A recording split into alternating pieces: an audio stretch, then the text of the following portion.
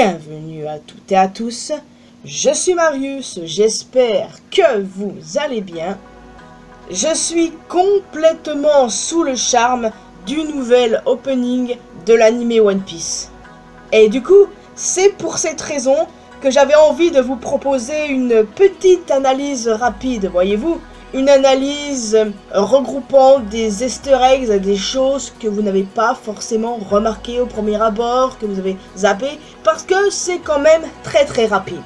Alerte spoiler pour ceux qui ne suivent que l'anime, qui ne sont pas à jour dans le manga, c'est la moindre des choses si vous ne voulez pas être spoilé par ma personne.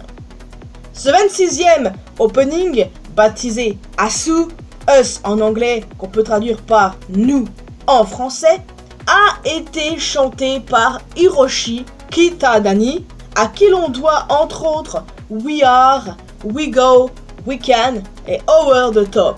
Ouais, ça fait beaucoup. La musique est absolument incroyable.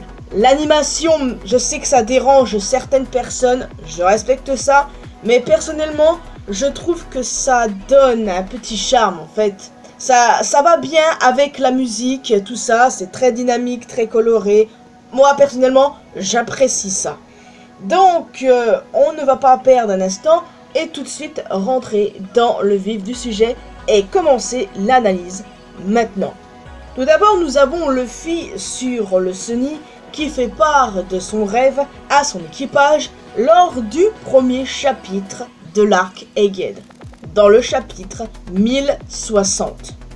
Ensuite, nous avons des scènes du chapitre 1061, 1062, 1064 et 1065 chronologiquement. Par exemple, ici nous voyons les Sea Weapons. Pour celle-ci, on voit très clairement le docteur Vegapunk. D'ailleurs, les satellites de ce dernier apparaissent comme dans un menu de sélection de jeux vidéo. Nous avons Chaka et Lilith, Atlas et Edison, et enfin Pythagore et cette connasse de York. Ensuite, nous voyons très clairement le CP0, Luffy, Kaku et Stussy. Ensuite, Luffy s'étire depuis la caméra jusqu'à côté de Zoro, qui est une scène du chapitre 1074.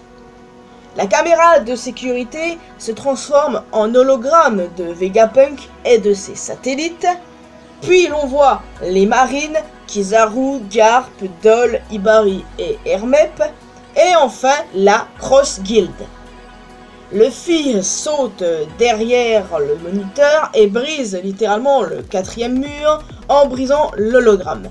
Ensuite, on voit des lunettes, tourbillon de Luffy, des moments lors de son combat contre Rob Lucci.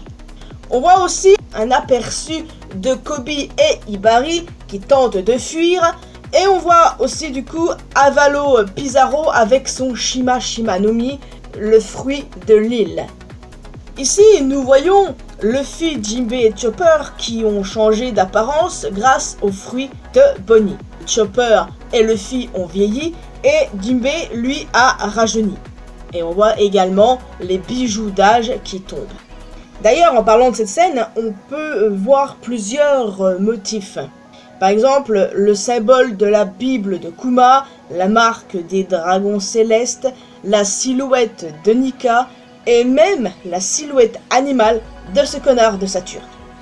Ensuite, image du point de vue de l'hologramme à qui Atlas a fait un high five dans le chapitre 1062.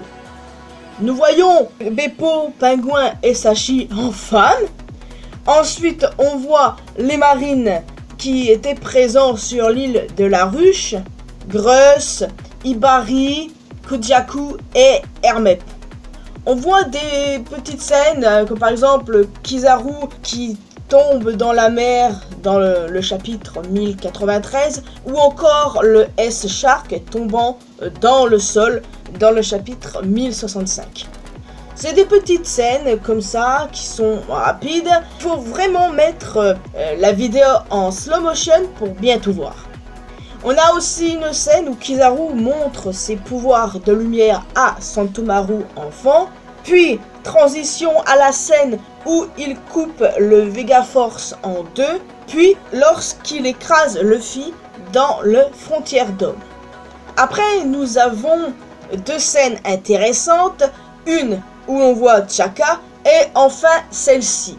Et très clairement, avec ces deux moments, ça joue très clairement sur l'identité du traître de Egghead. À ce stade, nous savons qui est le traître, bien évidemment, mais ça joue très clairement en allant dans le sens qu'il s'agit de Chaka. Alors que nous, on connaît la vérité. Ça nous donne des vibes à la Among Us. Ensuite, les anciennes tenues de Luffy sont passées en revue. Ensuite, les Mugiwara changent de tenue alors qu'ils parcourent différents décors représentant Lockton, Skipia, Ines Lobby, Thrillerback, Sabondi, Marineford, l'île des hommes poissons, Penkazar, Dressrosa.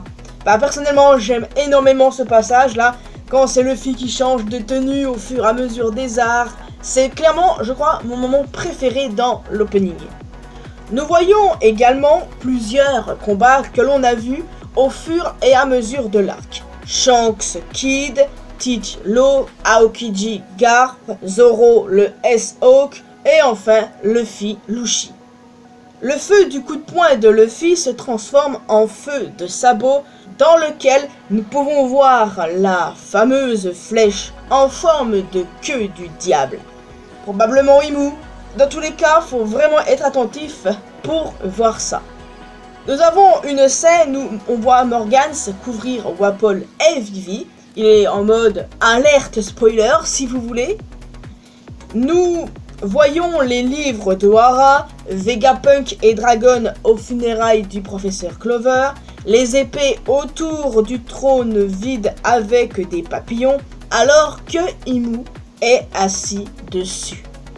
Il y a une jolie scène de transition qui passe de Sabo à Kid, à l'eau et enfin Kobe. Ensuite, on voit Vivi s'échapper par le trou fait par Wapol. On voit des marques de morsure. Puis, transition vers Bonnie qui entre dans les souvenirs de Kuma.